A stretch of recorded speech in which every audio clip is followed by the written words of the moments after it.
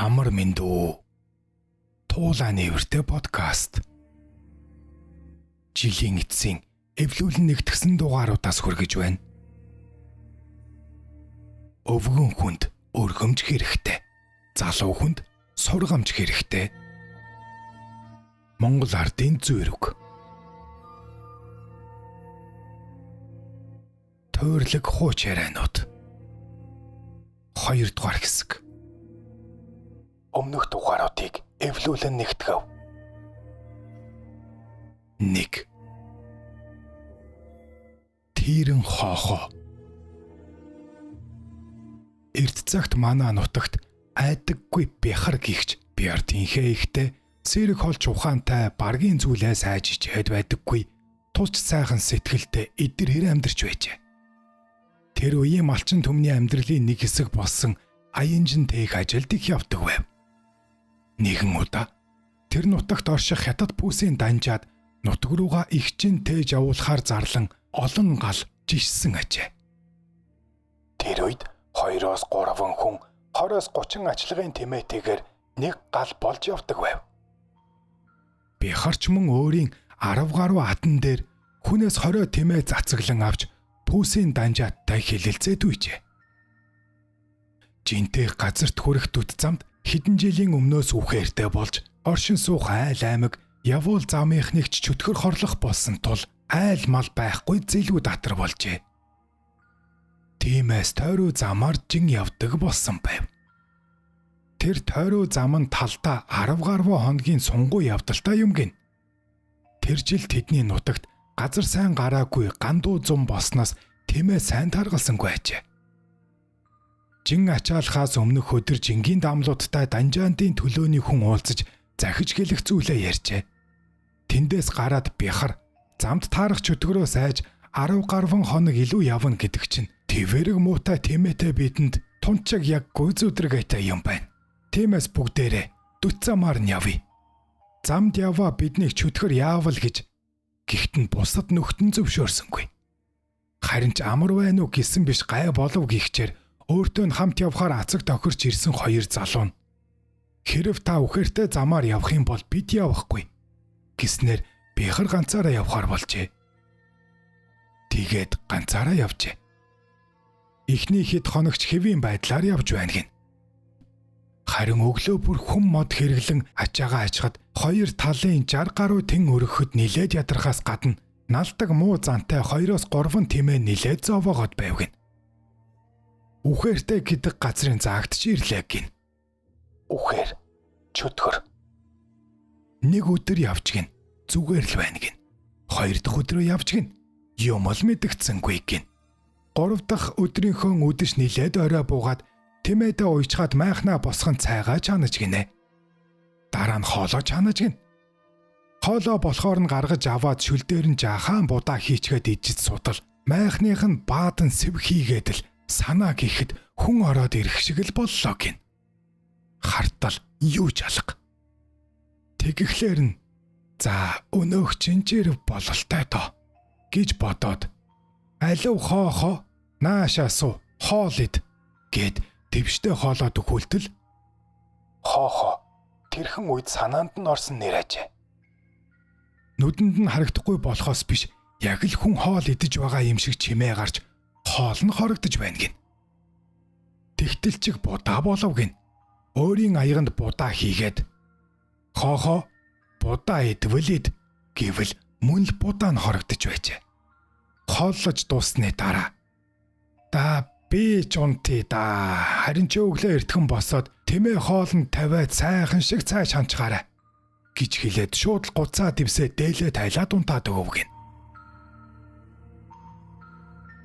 Шөнө нь ямарваа нэг юм мэдгцэнгүй тайван хонлоо. Өглөөс ирээд үзвэл нээр нь цай чанчсан байж гинэ. Босоод майхнаас гарч харвал тэмээд нь нилээд хол бэлччихсэн байна гин.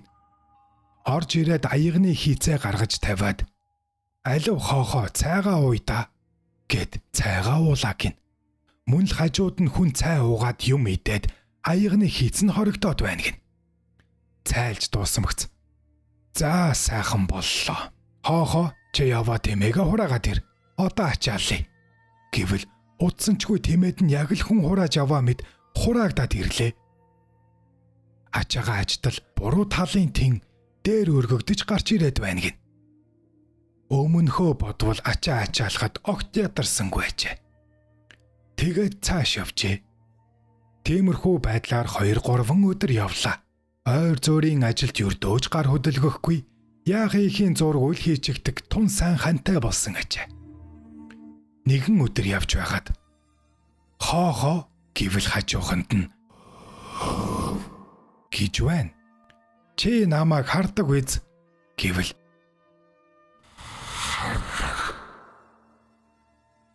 тэгвэл би чамайг үздэггүй юм шүү дээ. Хоёулаа цаашид биедээ харагдаж байвал зүгээр юм биш үү? За гэжээ. Маргааш өдөр нь явж байтал хідэн тэмээ суугаад жингийн ачаатай тэмээдийг жишгтэй урдах тэмээний шатнаас дараагийн тэмээний бурамтхийг торгож уйжж ичдэг бөгөөд зарим тэмээд угсран чангааж бурамтхийн уяага алдуулахыг тэмээ суух гин.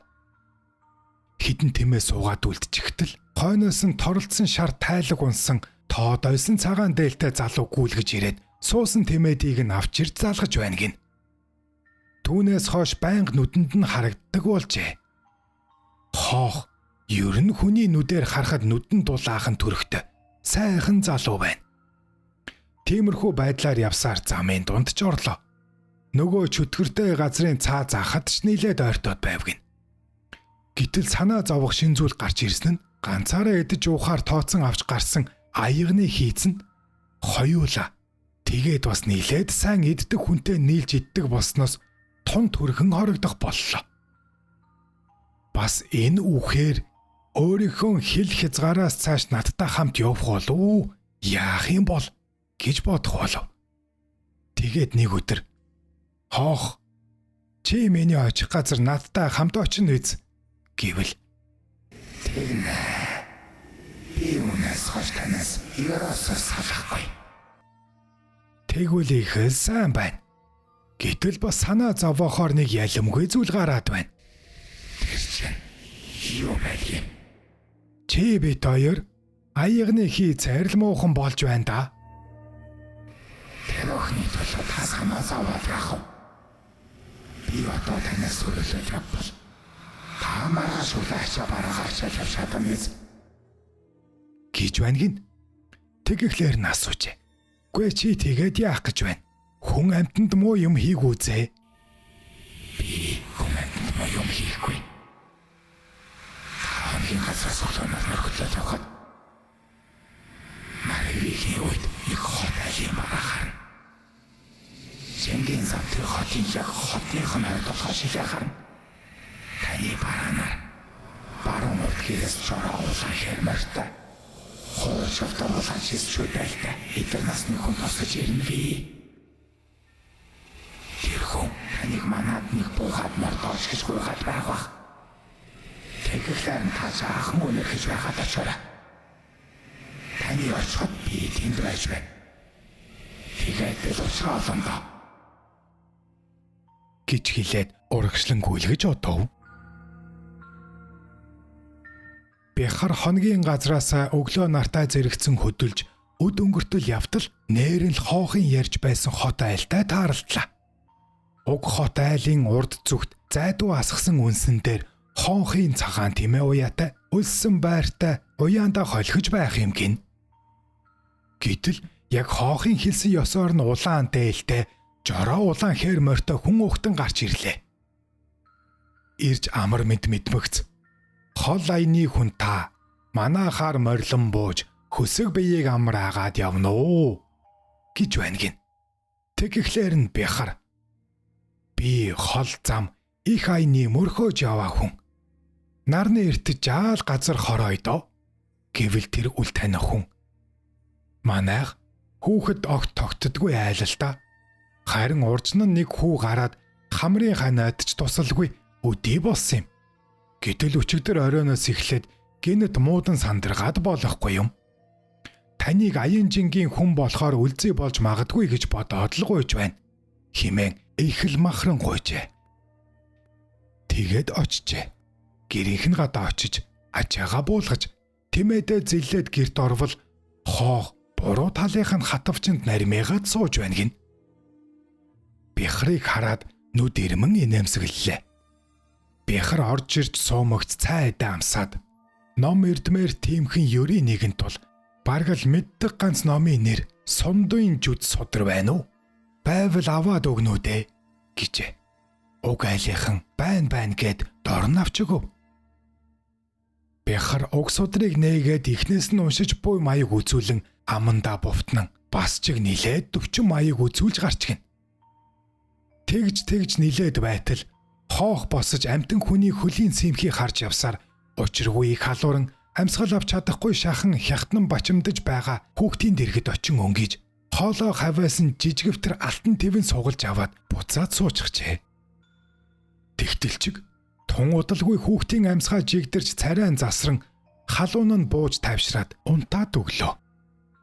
Бяхарч номоо дуусгаж амарчээ. Тэр айлынхан бяхрыг шүтэж дээдэлж байна гэж жигтэйхэн. Та ёстой амьд бурхан гэж юм. Манайх гэдэг айл уул нь энэ хойд хошууны айл л та. Манай нутаг хүн амтан байж суухын аргагүй чөтгөртөө болчихсон юм. Нутаг орноороо шахам дайжин нүүхэд нааширч нутгалсан юм. Тэр чөтгөр ялангуяа бага насны хүүхдэд тун хаалтай. Бид олон удаа хагцал эндэл үдсэн болохоор маш их айд сандарсан. Гих зэргээр ярьжээ. Маргааш нь нөгөө хүүхдийн бие зөв зүгээр болоод босчихсон гүйж байхаагаад бяхар аяны замаа хөөх гэтэл уг айлынхан 2-3 хоног саатаж хөсөг биеийг амраагаад явахыг гуйсан боловч хоцорвол азэг хөлсний тал дээр яриа хөөрөө гарч мэднэ гих зэргээр аль болохоор арга саам хийж байж ачаалан хөдөлжээ. Тэр айлынхан үнэнхүү баярлаж талархсны учир морь мал хоргой торгоор бэлэг барьсан боловч аяны хүнд их зүйлээр яахав.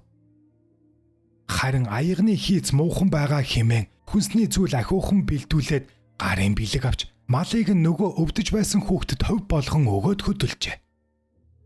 Тэгээд цааш саадгүй сайн явсаар зорьсон газраа хүрч бусад жинчдээс нилээд төрүүлж очисон учраас ажил төрлөнч нин түргэн бүтжээ. Ховийн баг саг 8 арилжаач маш сайн бүтэв. Нутгийн бусад жинчдийн эрхийн үед зөрөн хөдөллөв. Нутаг буцхын замд бяхрын толгойд нин зовлонт бодол эргэлдэх болжээ. Энэ хоох надад их сайн. Мөн ажил төрөл туйлын тустай сайн юм. Гэтэл энэ хүн шөнийн бор хоногт ер нь унтдагын болов. Бараг л унтдаггүй болов да. Намайг унтаж хэвтгэхэд энэ хүн ер нь хаана юу хийж явдгийн билээ. Бүү мэд. Энэ хэдийгээр надад миний амьдралд алт мэт тустай боловч нутаг орны амтан ах дүүст хал болоод байвал яахсан билээ. Тиймээс эртхэн энэ ороолн ч юм уу, тийрэн ч юм уу, богч үтгэр ч юм уу, ер нь аль нь ч байсан энээс салахгүй болгооргүй байх гэж бодох болжээ. Сураг сонсоход биелсэн ад альбныг дарахуйц чадaltaй сайн эргэж яригддаг нэн номтой ламыг тэдний нутгаас хойх нур байдаг гин. Ямар ч байсан нутаг орноороо орлгүй явж тэр хүнтэй уулзахаар шийдэн өөрийн нутгийн баруун талаар дайлан тойрч нөгөө ламын нутгийг тойрон явжээ.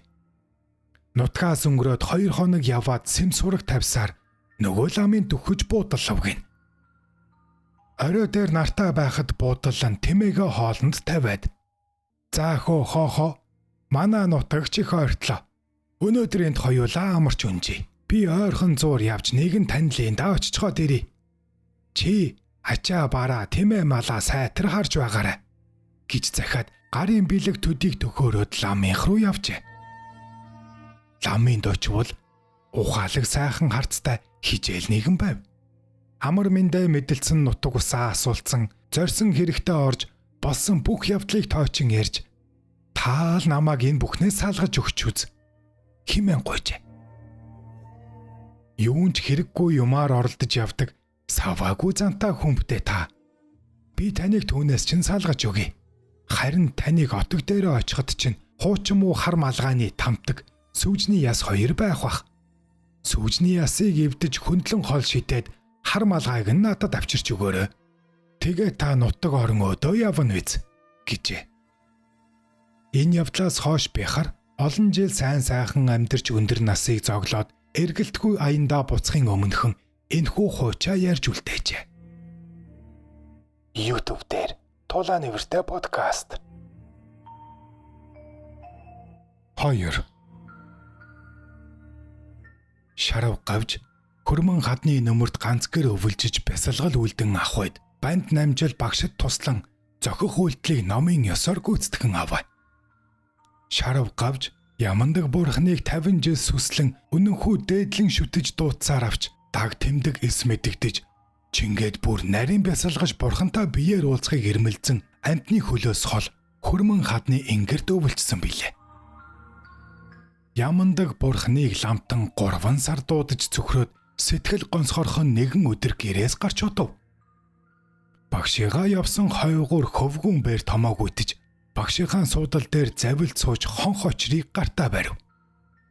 Ямандаг бурхныг багшигаа дуурайн тарин уншиж дуудаж эхэлтэл гэнэт газар хөдөлж орчлон дэлхий дөргих шиг болсноо хаалгаар нь үхэр тэргүүнтэй бурхан цухиж эврээрээ сижин чи юунд намайг дуудав химээсэнд сандарсан хөвгүүн багш бит хоёрыг орой нарнаас энэ хойд хөрмөн хат халахлаад байх юм зайлуулж өгөөч гэд хэлээд өргөв.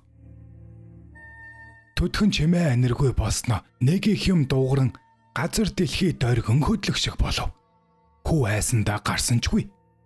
Орой багш нь гэртээ заларч ирсэнд хүү нэг л жигтэйхэн хачин байдалтай гэр доторх юмч өөр байдалтай болсон байсан тул багш хүүгээс асуужээ.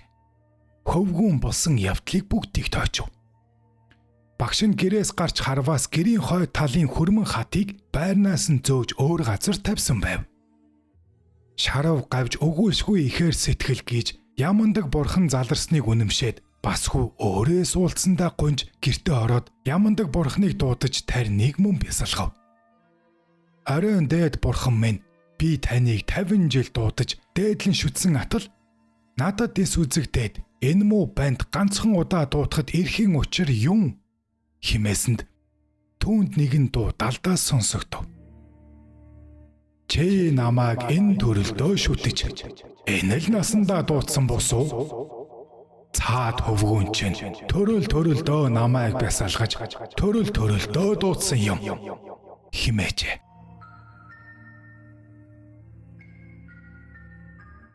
Гурав Замбуулингийн 6 чимгийн нэгэн тогмод асан Мандшир бурхныг олон он удтал бясалгаж биеэр уулзжээ. Хүмүүний хилээр илэрхийлж өгүүлэх аргагүй төгс төгөлдөр ариуны дээд сайхны дээд Мандшир бурханд мөргөж үлэмж баясан тогмод хамаг амтны тусыг бодож хорвоогийн олонд өөрийн дүрийг үзүүлэхийг Мандшир бурхнаас гуйв.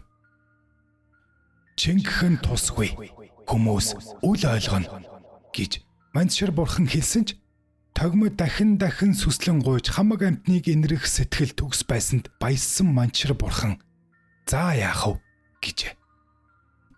Чингээ тогмод хуралцсан олны дундуур Мандшир бурханыг мөрөн дээрээ суулган явж Мандшир бурхан заларлаа.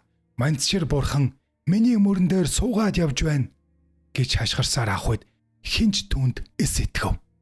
Хинч түүнийг үл тов. Харин ч доглох янзтай. Мандшир бурхныг нэг ч хүн олж харсангүй. Харин нэгэн эмгэн тогмодын мөрөн дээр шар нохоо л байна гэжээ. Тэгэхэд Мандшир бурхан тогмодод өгүүлв. Би чамд хэлээгүй юу? Хорвоо гэдэг ийм юм гэжээ. Түүнийг харах хов цөөхөн хүнд магадгүй ганц хоёрт л тохиодог аж. Тэдэнд ч бас хүмүүс үл үнэмшмүй. Мухагийн гай. 4. Нэгэн лам жанраасаг бурхныг насан турш бясалган ихэд шүтжээ. Чингээд өөд болохын цагт сэтгэлдэн сэв орж бурхныг шүтсний аж тус гарсангүй аятай юм бодсонд асар нэгүүлсэнгүй жанраасаг түүний зүудэнд үзэгдэв.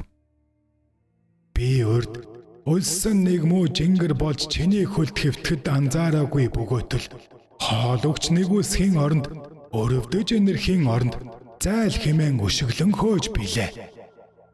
Гэт замгарахад ламтан ихэд ичин гийгэрч бурхны шид жанлав өөрт нь орьсон тул юун өөхөх байтугай дахин залуужиж уртхаас улам илүү ном үзэн өрөвдөх сэтгэлээ улам гүнзгийрүүлж нямбүүлцээр насан өд болов. Нэгэнтээ лам гадаалж явтал өд хорхоод баригдаж өссөж зовсон шар нохоо хөвтөж авахд өрөвдөх нь нэн хөдөлж өтийг авъя гэхэд өд хөөрхий өдтэй нь үлдээ гэхэд нохоо хөөрхий тул бодож өөрийн гойны махнаас огтолж өтийг түүнд хийгээд бас чиг өтийг гараар авахаас нохоо ихэд гаслан зовох тул хилээр долоож авсаар нохоог амрав. Чингтэл тэр шар нохоо ганц шарваад гэрэл татуулсан жанраасыг бурхан болов. Одоо л чи хамаг амтны гих сэтгэл төгс төгөлдөр болжээ. Урд жаахан нинж дутаад байсан юм гэжээ. 5. Урдны газар чөтгөртэй болж чадaltaй нүүж зайлсаар ядуу нэг лам өнчин хүү хоёр нүүх унаа хүсэг үгүй тул хоёулахнаа үлдэв. Өвөл болж цас унав амтэн хүнээс сурах тасрав. Лам шүн бүхэн судраа эргүүлж өнчин хүү гал түлж хононо. Нэгэн шүн гэрийн ханны нүхээр урт улаан хил орж ирээд ханны нэг нүхийг оров. Хүү айн хилмэгцэн ламтан "Бүү яахчгүй" гэв. Лам эс тоосонд хүү бяцхан зориг оров. Маргааш нөгөө урт улаан хил бас нэг ханы нүхийг оров. Тийхүү шүн бүхэн ханны нэг нүхийг нөгөө хил ороож уртассаар байв. Ламч судраа эргүүлсээр хононо. Хүүж галаа түлсээр зүрмэглэн. Өдөр хоног өнгөрөх тусам ханны нүх улаан хилээр дүрж 1 сар өнгөрөв. 2 сар болов. 3 сар болов. Урт улаан хил улам сунаж нүх бүгдийг ороосоор. Хананд сул нүх цөөхөн үлдэв. Хүүг айдас төгшүүр эзэмцээр лам үл дугран судраа эргүүлсээр. Нэгэн орой ганц нүх үлдсэнд лам "За минийхөө өнөө шөнө айж болохгүй шүү. Би юу гэж хэлнэ? Чи түүнийг гүйцэтгэн шүү" гэв. Лам судраа эргүүлсээр шөнө олов. Хилч нөгөө нүхээр ороод ирлээ. Лам ууд гаргаж чанга дуугарган тарин уншиж эхэлсэнд нөгөөх улаан хил ханны нүхийг нэг нэгээр нь чөлөөсөөр хамгийн сүүлчийн нүхийг урт улаан хилээ суллахад баруун урд хатвчаар нэг чонын толгой орж ирлээ. Лам хүүг дуудаж уудны амсрыг бариулан нөгөөх чонын толгойг чихэж чонж хатвчаар улам зүтгэн ууд руу бүр их биеэрээ ороод явчихав. Ламтан уудны амсрыг боож таринаа уншсаар өглөө болохлоо. Чингээд лам хүү хоёр уудтай чоныг дамнан явсаар зүүн урд зүгт аваачиж том хар тоогоо дээрээс нь хөмрөн уншилгаа үргэлжлүүлв. Хэд хонсны эцэс тоогоог авахд чон ч үгүй, ууд ч үгүй болсон байв. Чөтгөрийг хоосонд шингээж бүр мөсөн тонилгосон хойно нутгийнх нь нүүж ирсэн гэдэг. Бурхан чөтгөрийн тухай домгийг өгүүлв. Хэн үнэн гэж бодно, түүнд үнэн. Хэн худал гэж бодно, түүнд худал санагдах буйцаа. Хэргийн учир үүндээч бус. Хорвоо дээр байхгүй юмны тухай ярьлаа гэж хэн нэгэн зэмлэж магад. Гэхдээ яагаад байхгүй юмны тухай хүн сэтгэн бодож байгаа юм шиг ярьж бичнэ гэж. Огт хоосон оргүй байхгүй юм хүний сэтгэлд буудаг гэж үү? Сэтгэлд багтсан бүхэн хэрэг дээрээ буй. Туулаа нэвртэй подкаст Туйрлаг хууч яриануудын 2 дугаар хэсгийг хүргэж байна.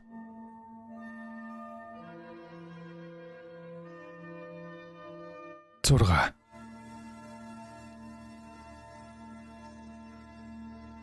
Нэгэн бүсгүй эрд гараа дуудаагүй байтал нөхөр нь эзэн хааны шийдвэрээр холын холд хугацаагүй цэргийн албанд явжээ. Туйлын үнэнч тэр бүсгүй олон жил нөхрөө хүсэн хүлээсээр уулзаж чадалгүй өвчний учирнаас барж гин. Хүүгийн аав ээж нь халамжтай сайн бэрээ нутгаслуусны маргааш оройн их гэртээ уйг ашуудалд харагдан сууж байтал гинэд нохоо нь гаслан хуцаж гэрээ тойрсонд юу болов гисгэн гарах гэтэл Муу нөхрийгөө ирэхээс өмнө цайг нь чаны гих бэрийн дуу тодоос тод дугарч хойд гэрийнх нь хаалга дугарч гин. Гэрт байсан хүмүүс айх гайхах зэрэгцэн цөмөрөө хойд гэрт орвол бэрийгээ амьд цэрүүн байхад орой орохт нь ямар л байдаг тэр янзаараа ороо засчихсан, цайгаа чанчихсан, хоолоо бэлдчихсэн галтай дин асаалттай байна гин. Төрөөхөн ороход ийм байгаагүй, динч байгаагүй, яасан хачин юм гэж айж гайхах зэрэгцэн суусаар үрд өгөж байтал гинэтхэн гэрийн гадаа морин төвөргөөн гарч нөгөө мууга арай гэж ирэхт нь хідэн адууга алдчихгүй юмсан та гих бэрийн дуу гарч эсгэрэгчүү гих сонсогдож гинэ. Аав ээж ах дүүс нь бүгд айж гайхан нутгын нэгэн ламыг залж үзүүлжээ. Тэр лам хөөрхий хүүхний сүнс нь хорогдоод буцаад ирж нөхрийгөө ихэд хүлээн зовсон хүн байна. Түүнд нь хэл өг. Нөхрөө ирэхээс нааш явахгүй л болов. Бүсгүй хүн гомдомтгойг эс мэдэхгүй ш. Айлгаж цочоож зайлуулах гэж ярах хэрэггүй. Аяндаа алга болох юм байна. Та нарт үзэгдэхгүй ч байж мэднэ. Айсны хэрэггүй шүү. Айлгахгүй ч юм байна. Гэрээр нь орой өдөж орох хэрэггүй л болов гэж хэлээд баахан ном уншиж өгөө тэр оройдоо явж гин. Түүнээс хойш өхөр малыг нь хүн дугарч туугаад ирэх юм уу? Үнэ мал нь аяндаа сагдаад байдаг болж. Аав ээж нь хүүдээ хил явуулснаас хойш олон сарын дараа хүүн эхнэрийнхээ тухай там том юм дуулж гин. Нэгэнд хугацаад өгсөн, хоёрт гашуудалтай мэдээ ирсэн учраас хэлж нутагтаа бүр буцахаар яаралтай явсаар олон хоног замдаа нэг альд бууж гин. Тэр айлын эмгэн өвгөн хоёр найртай сайхан угтаж хоол унд болжээ. Хүү бээр төр боловч морь бие амраа гэж санан тухлахад өвгөн асууж гин. Салхи нар хоёрт морчин зовсон янзтай. Санаа сэтгэл хоёр чинь холдын арсан шинжтэй байна. Хаанаас хаа хурч явандаа хүү минь гэхэд үннээ хэлж гинэ. Өвгөн хариуд нь тийм чиг болов уу гэж бодсон юм. Шаазгаа өглөө шагширч сайн муу хоёр хольж хутгаад байсан юм. Холын хүн сайн амарч яваад яв гэж гин. Хүү нилээд амарч аваад явах болоход өвгөн нэгэн судар дэлгэд сууснаа босож хүү гаргаж өглөө. Саадгүй сайн яваад хүрээрээ. Санаа их зовлтгүй болов. Бурхан шүтэж тарин уншлаач буу үрж тарваг ганзалсан анчин хүн би юу мэдэх вүлээ. Тэгэхдээ санаж явхад илүүдэх юу байх вэ? Гэрийнхээ ойр очиж явхад чинь нэгэн амтан гүйж ирэх вэ. Тэгээд алга болох вэ? Битгий айгаарай. Аяндаа учир нь олдноо гэж хэлээд хөөгүтэж гин. Хүү олон хоног явсаар гэрийнхээ ойр дөхөж явтал хадун хошуу тойрон улаан шороо босож дөхөж ирснэ. Гинэд мухруулан гунж болон хувирч мөөрч үнэрлэн нард зөв тойрон явснаа сүлээ годоолгон төрүүлээд гинэд алга болж гин. Хүү гайхсаар явж гэрийнхээ гадаа иртэл аав ээж хоёр нь уйлж унтсаар тосож иржээ. Хүүч амар мэндэ мэдлцээд ингэж хэлж гин. Тосоод авах аав ээжийнхээ барааг нэг харлаа. Тоосоор угтсан эхнэрийнхээ барааг харсан хойно тухтаа уулзъя. Намааг дагаж гэрт битгий ороорой гэж хэлээд хүү гэртээ ортол эхнэр нь яасан удавдаа чимэн яач юу ирэвдэ?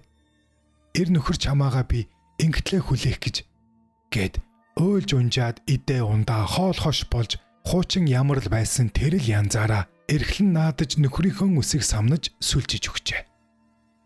Чи бид хоёр уулзалгүй хичнээн ч жил болов доо. Хаг хэр хоёроос өөр үнэр алга. Сэтгэл минь амарч тайтгарлаа. Гихчлэн зовлон жаргалаа ярьсаар хонож гин. Өглөө хүү сэрээд хартал гэр нь ханхааж хүүд даасан агаад эхнэрийнх нь орон дээр хувхаа сүүжний яс хэвтэж байсан гэдэг. Түүнээс хойш монголчууд гэртээ нүдийг нь ухсан толгой, нүнжгийг нь барсан сүүж хонуулдаггүй болсон учраас энэ гин. 7. Зурмын махнаас өөр зулгаа хоолгүй, заргаг дээлээс өөр өмцөх хувцасгүй. Заргаг үсийг нь ахарлан хяргасан нэхий. Ямаа янгар гөрөөсний арьсаар хийсэн нэмгэн дээл. Заргааг дээлээс өөр өмсөх хувцасгүй 6 хүүхэд эхнэрийн хамт амьдардаг зөөвөн Дамчаа гихч ядуу ир байжээ. Намар цагийн нэгэн өдөр Дамчаа наран хүүшлэх уулын суганд нартад хүн болж төрсөндөө гансарсаар нүх болгонд өрхөө зүүж суув гин. Өрхөнд нь хэрв юм тэгэлвэл улаан цоров хүүхдүүдийн мэн заяа гэж уулын савдагт залбирна гин ухаангүй баяртай харин гин. Тэгтэл нэгэн өдөр Дамчаа тэр нэгэхэн жалган дотор тэнд гიშгэх зай завсаргүй төм бум могоо байхыг үзв гин. Явъя гихнэ гიშгэх газаргүй тул яахыхаа бодож тэнгэлцэн зогсов гин. Янз байдлыг хараад мэл гайхав гин. Ямар сони юм бэ гэж цэлх өхрөв гин. Алгын чинээ дөрвөлжин улаан чулуунд амаараа хурч шүрхийтэл долоочхот нь авир ивэр болсон тоо томшгүй могоо ар араасаа цуварч цагиргалан овооров гинэ.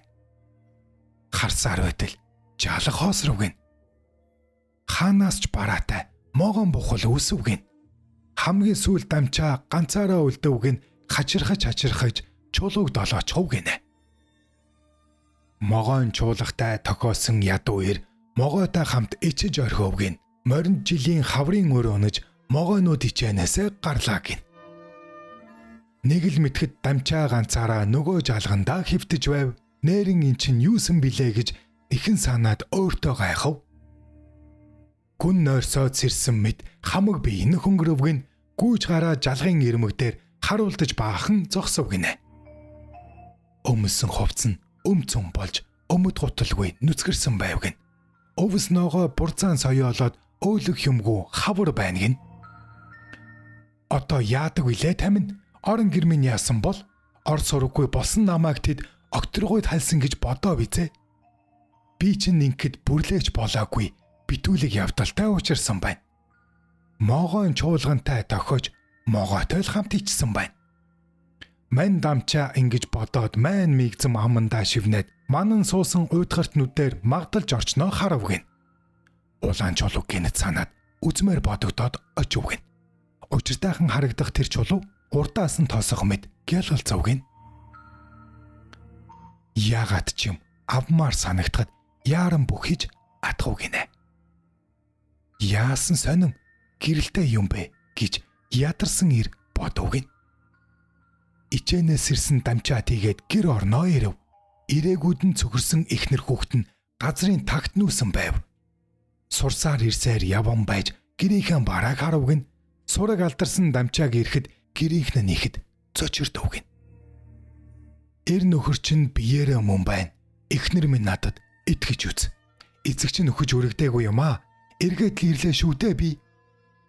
Ухаан алдсан эхнэрээ Дамчаа сэрэж өөлж унжсан хүүхдүүдэд аргадав гин. Улаан чулууга үзүүлэн байж учрыг нь тайлж хэлв гин. Итгэж ятсан эрвгэр нүднүүд тал талаас ширтв гин. Ийм хачин тохиоллоор ирснийг нь сонсоод тайвширч гэрээрээ баярлалдав гин. Урдын адил өрх хавхаа зүгээд умгар хар гэртээ эзэн болов. Улс амтны сэтгэлийн сэжигч уурсаж мартагдаад арилав. Тэр жилийн хавар тентхийн нутагт Тэмэн жинтэй Данжаад ирвэ. Төвөггүй далдыг мэддэг шинжээчг нь тэрхэн дороо шуугаад явчихаж гин. Нэрээ тэгтэл нэгэн өдөр нэвсгэр Данжаад Дамчаагийн дэрж нэр алдраа танилцуулав гин нэг л зүйлийг сонирхов гин. Хай Дамчаа танаа хүнд хачин сонин чулуу байна шүү. Харуулваа надад одоохон гэж хазгаа хэлээр шулгонов гин. Данжаа та яаж мэдэв гэд Дамчаа авдраа уудлав гин. Далд хадгалсан улаан чулууга давуунаас нь гаргаж үзүүлв. Ике сайн ва Дамчаа. Эмээ юм уу? Байх уу ёсуутай. Энэ болоо эрдний чулууга ирж олох үгэ ховор юм аваа. Хятад шинжээч хөл алдан хэлэг хүүгээ олж ядав. Хөөхий ядуу Дамчаа Монгол хий димилан гайсав гинэ. Аяа, ямар учлуутайг үзүүлвэ? Аль газлаас чи олвсан ва? Аяа Дамчаа та баяжва. Авах юм уу? Икева. Шинжээж Данжаад ингэж хэлээд шалбуураа дэшээ шуув гин. Шувтан цагаан гуяа гаргаад шулуухан хутгаар зүсчихв гин. Ангаатал эсгэгцэнд шархаа дагуулж ангаастай чулуугаараа шудрав гин ангаас нь шарах тэр дор амж асгарсан цусан тогтов гин. Хайчо ийм уучлуутай ваа. Халхаа монголчууд уу яаж юу мэдгэвэ? Хайжуу ябуусан юмаа олваач уу хамаагүй чи ихэ юм уу абуба. Үнэн сэтгэлээсээ хятад шинжээж үгээ зөн ингэж шимтэв гин. Үгээгүй ядуу дамжаа мэгдэж үнэн худлын манан төөрөв гин. Учир мэдэхгүй би үгийн ядуу хүн. Улаан чулууга танд өгвөлчиг өгье. Уух цай, идэх хоол, өмсөх хувцас ухаандаа надад хэрэгтэй л байнсанч. Дамжаа ингэж дугаараа данжаадын ам руу харав гин. Даанч сайхан зантай болсон данжаадын царай гэрэлтэв гин. Тэл юуч бишээ. Алтуу мөнгүү килэгтэй бүхгүй юм уу та? Алван тийм ээ ачаа чамд өгваа.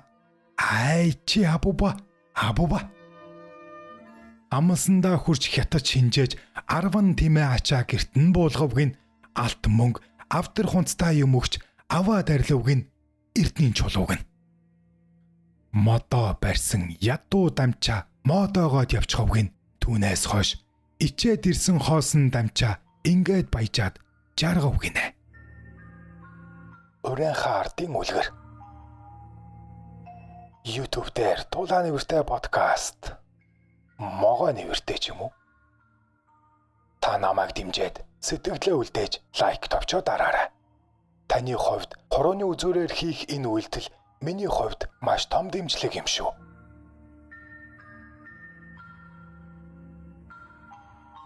8.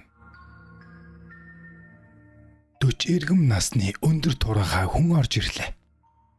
Харваас хээшаагүй ажил хийдэг болов. Тэр нилээд хулгас хийснэ. Сонинд сүнсний тухай бичснийг уншичаад тантай уулзгаар ирлээ. Гихт нь урд суулгалаа. Тэр туглан сууснаа би танд өөрийн зовлонч гэдгийг юм уу, жаргалж гэдгийг юм уу, ямар тач нэг үнэн зүйл ярих гэсэн юм гэд газрынхаа хар мингээр оролдов. Нэрээ Ловсон гэсэн тэр хүн хуучин аж үйлдвэрийн комбинатын засварын газар ажиллаж байгаад даргыгаа даган нэгэн компани бараадж байгаа. Өнөө жил 41 настай уул нутг нь Өвөрханга аймаг гин. Түүний ярьсныг соронзон хальснаас буулгаж байна.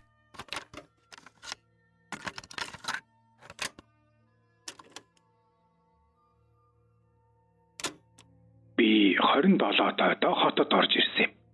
Уул нь Өвөрханга үнэлтэй. Нутагтаа муугүй л амьдарч байсан. Хар багадаа нийлсэн эхнэр маань 7 настай хүү бид хоёрыг орхиод гүнтэй суугаад явчихлаа. Сумын төвдөр юу ч хийж сууж байх уу гэж бодоод гинэд сэтгэл шулуудан Улаанбаатар явхаар боллоо. Гэрээ зарж хэдэн төгрөг болгочхоод замын машинд жаалжуул юм ачаад хүү бид хоёр хотод орж ирхэн тэр. Нутгийн таньдаг айлт болаа. Бушуухан л ажил олж хийх юмсан, орон гэртээ болох юмсан гэж бодож байлаа. Хүн амтнаас хямд төсөр байр сууж асууж явсан чинь нэг дэл сул хашаа байшингийн сурагч хилдэслээ. Ирсээр сургалсаар яваад очлоо. Бараан захын баруун динчдэр бараг л 70 давхартай нийлжсэн газар нэг хашаа байшин байна. Хав ойрт хүн амтан орж гарч байгаа шинж алга. Хашааных нь үүдийг төмөр утсаар хэрээд орхичихсан байх юм. Дэрэгдэх хашааных нь айлаас асуувал эзэнгүү 2-3 жил боллоо наадах чинь. Чи орон байргүй ядарч явсан бол орчихгүй юу? Хэрв эзэн гарч ирээд иймээ тиймээ гэдэг нь бол хэд 3 төгрөгөл өгчих нь үз. 2 хүүхэдтэй залуу хүүхэн хархуу 2 байж байгаад гэв гэнэтэл ачаалаад яваад өгнө лээ. Түүнээс хойш хинж үзэгдсэнгүй. Тэд дэргэж ирэхээ өнгөрсөн байх уу? Гэлээ. Юун аз дайрав гэж бодоод хашааны үүд хүлсэн төмөр утсыг тайлж орвол өвлийн 2 өрөөтэй айдаахан байшин байна. Дэрэгдэн зуны амбар, түлээ төсний пин, үгүй ер нь дутх юм алга. Хитэн бөөрийнхий мод жаахан нүүрсний хог байна. Өвлийнх нь байшингийн дотортлыг бодож шохоодод орчихлоо. Хүү бид хоёр төмөр ор, аягнаас өөр зүйл бараг үгүй. Сав суулга аяг шаадан цуглуулж байгаад аргагүй л айл болоотглоо. Бидний хинж хөөсөнгүй. Хамар хашааныхантай танилцж орой өглөө гангар гунгар гин. Хүүгээ сургуульд ч оруулчихлаа.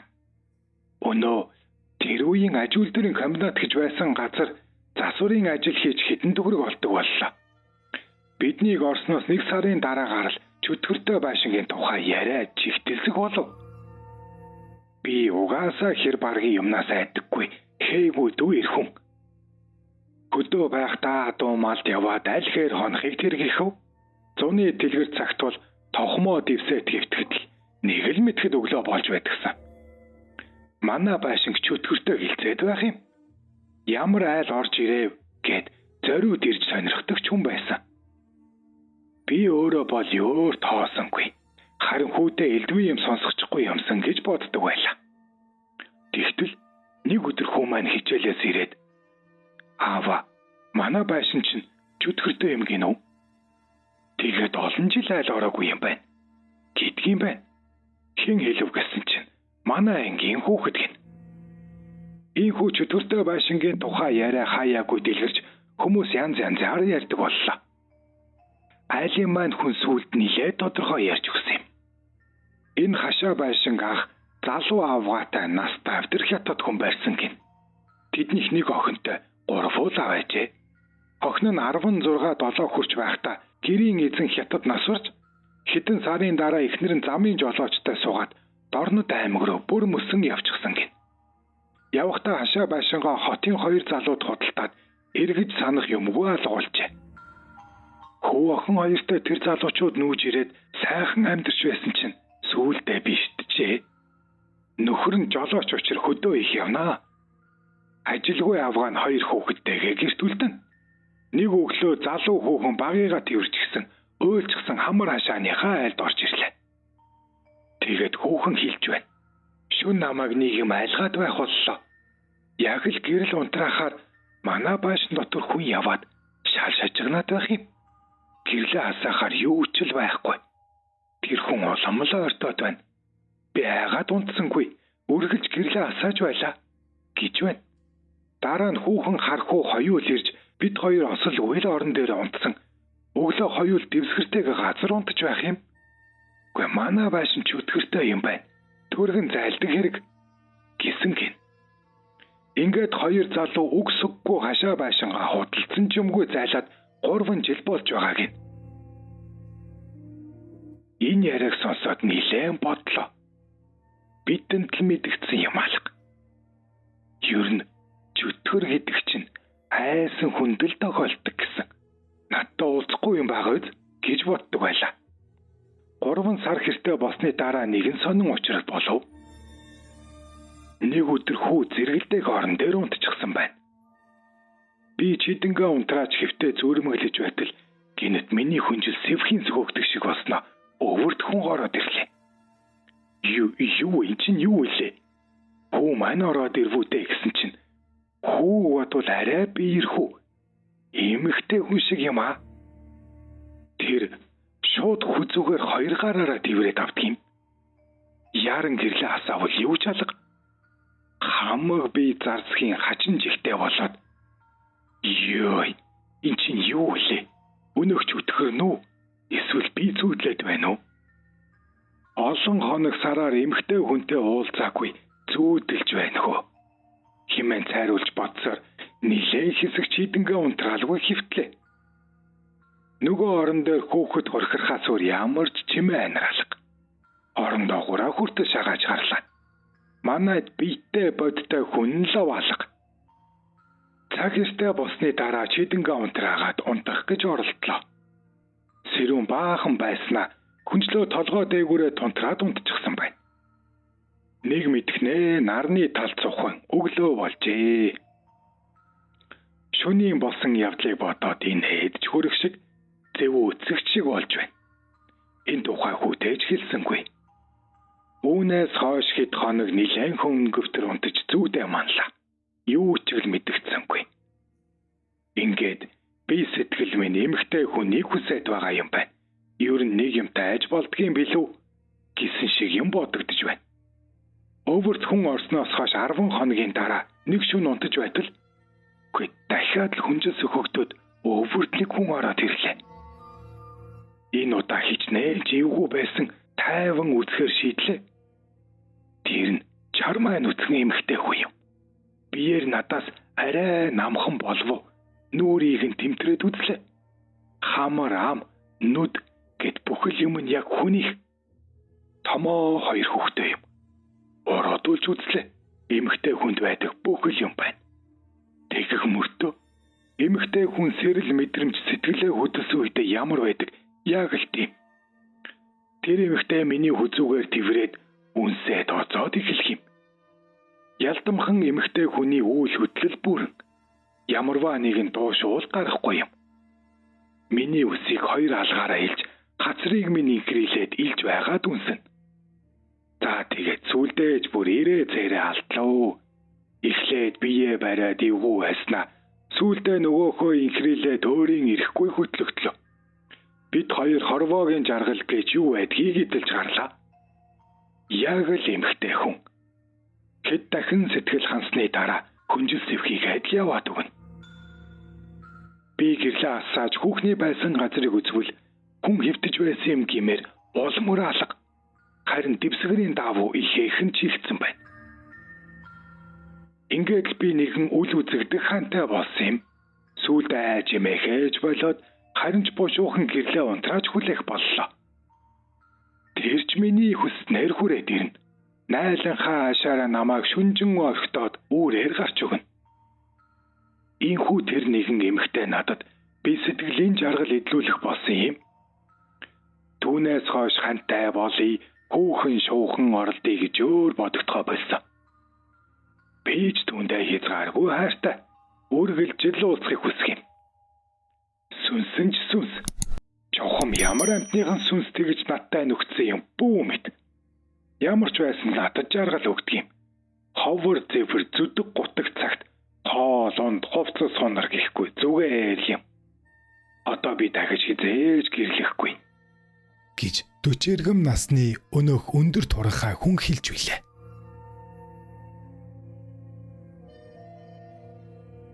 Юс. Биеэсээ зайлсан сүнсийг номын чадлаар дуудан эргүүлж авчирдаг лам Монголд асар олон байлаа. Миний мэдэх даргангийн их лам Инлай буюу лусан давггүй сүнсийг дуудан эргүүлж авчирч байхыг би олон удаа үзсэн. Хүний сүнс бүсээрээ дамжин гарч эрэхтэйч бүсээрээ дамжин ирдэг учраас бүс шиг эрхэм дээд зүйл байдаггүй юм. Сүнсийг нь дуудаж байгаа хүнд заавал бүс бүслүүлсэн байдаг.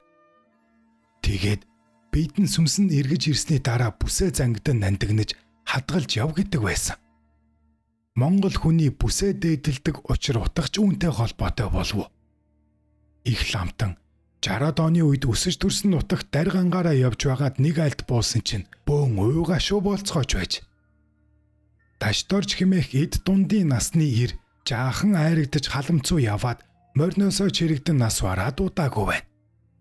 Аав ээж ах дүү эхнэр хүүхэд нь уйлж унччихсан толгой дээр нь зул мандаагаад эцсийн замд нь өдөх тийшээ хандаж байв. Инлаа гэрсэнд бүгд баярлан хойдхыг нь уншихлаа мэрлээ хэмээн олзуурхаж байжээ. Инлаа ямар ч байсан энэ хүний сүнсийг дуудаж үзье хэмээн бодоод дөнгөж амьсгал хураагаад байгаа гэх тэр хүний биеийг бүсээр нь ороож байгаад ном уншиж эхэлжээ. Цаг хэртээ босны дараа цогцос хөдлөх шиг болжээ. Хүмүүс бүгд дуу алдсан байна. Утсанчгүй гүнзгий амьсгаа авч гин. Дахиад 30 минут босны дараа нүдээ нээж тойрч байгаа хүмүүсийг бүгдийг эргүүлж тойруулж харсан байна. Бүгд баярлалтан уйлалтан. Ийхүү үхсэн хүн намын чадлаар дахин амьдэрсэн юм. Инлаа хэлэхдээ нэг их гэмтсэн цусаа юулж гисэн юм байгаагүй. Сүнсэн зайлчсан байсан. Сүнс эргэж ирэхээр аяндаа өөрөө амьдарч эхэлсэн гэж ярьж байсансан. Өнөө сүнсээ дуудуулдаг дашторжгаа хэдэн жилийн өмнө эсэм мэнд амьдарч байсан. Таны сүнс зайлаад эргэж ирсэн гэсэн танд мэдэгдэх юм юу байв гэхэд тэрээр их л сонин зүйл хуучилдаг байжээ. Зүүдлээд л байх шиг байсан юм. Тэр зүүдэнд үтсэн уулцсан зүйл маш тод байна. Би нэг их уул тайгазар очсон. Уулын биелэр газар байхгүй. Нийлэн хийдэ шатаж байгаагаа л байлаа. Тэр гал дотор өч төчнөө хүн байсан. Би тэдний дэрэгдүр ойрхон эргэлдээд байна. Тэр гал дотроо сарвалзаж байгаа хүмүүсийн тунд олонний танил царай харагдана. Хар бархас онгон суманд амьдарч байгаад нас барсан. Лувсан жамба нас барсан таньдаг жолооч нь. Гал мөнх аймгийн төвд байгаад нас барсан хамаатна. Зэрэг таньдаг хүмүүс зөндөө байж үлээ. Гал мөнх хэлж байна. Намааг энэ галаас гаргаад өгөөч. Би ээждээ очимоор байна гэд уйлж байсан. Бас нэг оог танихгүй залуу эмэгтэй хэлв. Би Дорнод аймгийн Матад сумын хүн. Намааг шүн гарч хонио эргэж явхад аваад явчихсан. Явуулахгүй юм. Хань өр хүүхдүүдээ очимоор байна хэмээн учралсан гин. Нэг эмэгтэй хүүхдүүдээ мөрөн дээрээ суулгачихсан. Хоёр гараа өргөчгөө дээшээ сарвалцсан. Намааг аваад яваач.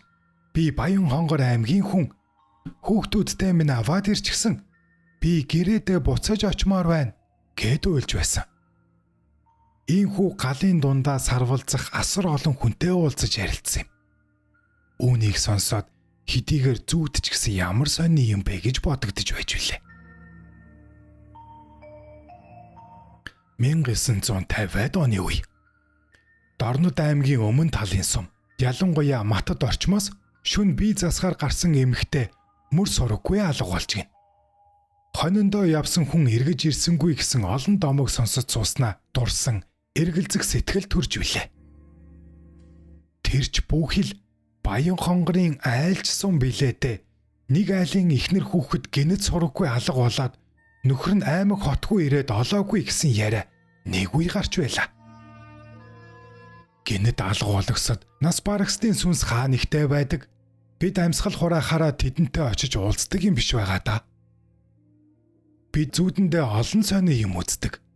Өгсөн хүн алга болсон хүмүүстэйгээж уулздаг. Биднийг унтуулж орхичход өнөө мөс сүнс маань хаа нэгтэй тэнүүчилж очиод ирдэг юм биш байгаа да. Биеэс зайлсан сүнсийг дуудаж ирүүлэх нь лам бүхний тусгай онцлогтой боловч бүс бүслүүлдэг нь нийтийн нэгэн заншил мэт санагддаг юм. Монголын ардчилсан холбооны анхны гишүүн Хинти аймгийн хувилгаан Минжүүргэн хүний сүнс дуудаж байгааг хэд хэдэн удаа харсан. Сүнсэн зайлсан хүнд бүс бүслүүл суулгачгаад шаазанд усгийн цаас хөвөлдөг юм билээ. Тэгээд намаа уншиж байхад нөгөө цаас гинэт өөрөө дээшээ тэгшиж босч ирэх нь ажиглагддаг. Тэр үед л бид сүнс нь эргэж ирлээ гэж үздэг байсан. Сүнс дуудуулагчаас тэр үед юу мэдэгдэв гэж асуухад хамаг бие чичирч хачин тавгүй байсан. Уртаар санаа алдмаар болж нэг их сайхан тавширсан. Унтмаар санагдан нойр хүрсэн гэж билээ. Энэ бүхнээс үцхэд хүнд сүнс бий.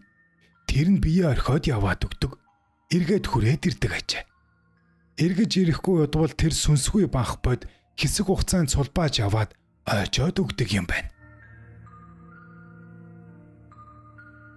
YouTube дээр Туулаа нэвртэй подкаст. Туйрлаг хууч арайнуудын 2 дугаар хэсгийг хүргэлээ. Та сэтгэлдээ үлдээж лайк товчоо дараарай. Танд эрүүлэнх хамгийн сайн сайхан бүхнийг хүсье.